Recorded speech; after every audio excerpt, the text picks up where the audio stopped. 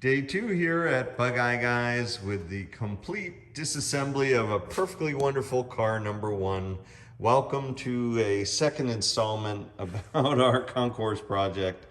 I am so glad that I have a team of 4 people dedicated to this right now.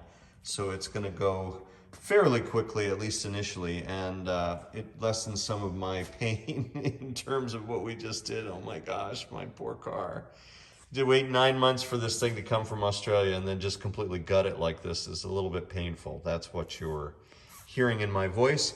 So welcome to another installment of this whole quest for Concours Gold. We are taking this thing apart so that we can make it better than ever. Of course, it was built and restored for driving and showing, but not restored to meticulous concours standards. So we have the engine and the transmission out. We have to paint the transmission. It needs to be green. We have the wire wheels off. While the wire wheels would have been available, they weren't on car number 1. That's been documented, so they will be disc wheels. And the brake line and fuel line, exhaust, all of these little things.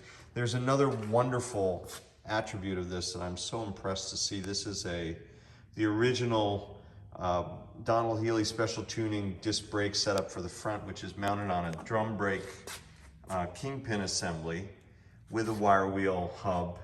And those, of course, we have to also remove, unfortunately, as much as I'd love to leave them. And then we have this fancy special tuning rear brake, which is a larger setup and very impressive. All of this has to come off and go back to the stock drums. Just that would be correct for the first production vehicle. And then of course the interior we also are trying to do as little to as possible, but we do have wooden slats under the passenger seat that are not correct, so we will remove those. And lots of these little details are all coming to light. We have these 2 holes in the windshield stanchions, and of course a 58 thin windshield with these chrome pieces it's hard to find, but we do happen to have some that don't have these holes, so we'll replace those as well.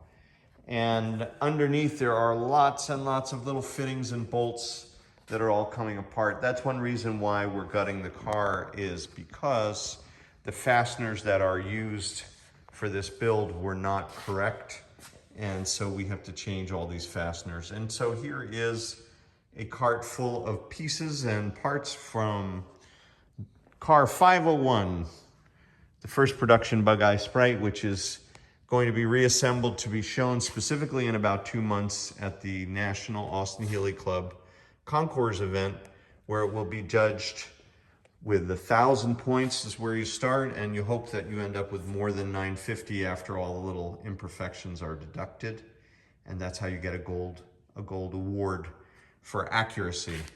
This is not correct either, so we'll change that. All of these pieces, unfortunately, there was some hydraulic leakage from the brake union. Right in the center of your screen, you can see the paint has blistered, so we will repair that as well. A couple other quick little details. This is these beautiful slender radiator supports. They're kind of flimsy in a way, but that's an early feature. And then also you can see the single wall, right where that triangle is in the center of your screen. That's the way that they built the initial gusset here. The later ones were a double, and it's kind of cool to see that. And then you have these tin pieces here, which were also early car only features. And the way this piece here is also, this little strip of support is also an early feature. And what they did to reinforce the way that the front section mounted on this little bulkhead, all of those improvements, I'll show you on this other car real quick if you can see it. This is a later car in 1960, and you see we have a much more beefy, there's an inner skin here, and then this piece, instead of it just being a strip of angle, if you will, or just an oval section, it now has this reinforcement coming down to tie it into that subframe rail coming forward. So that's a cool early feature. This is also a late feature, the coil mount up here.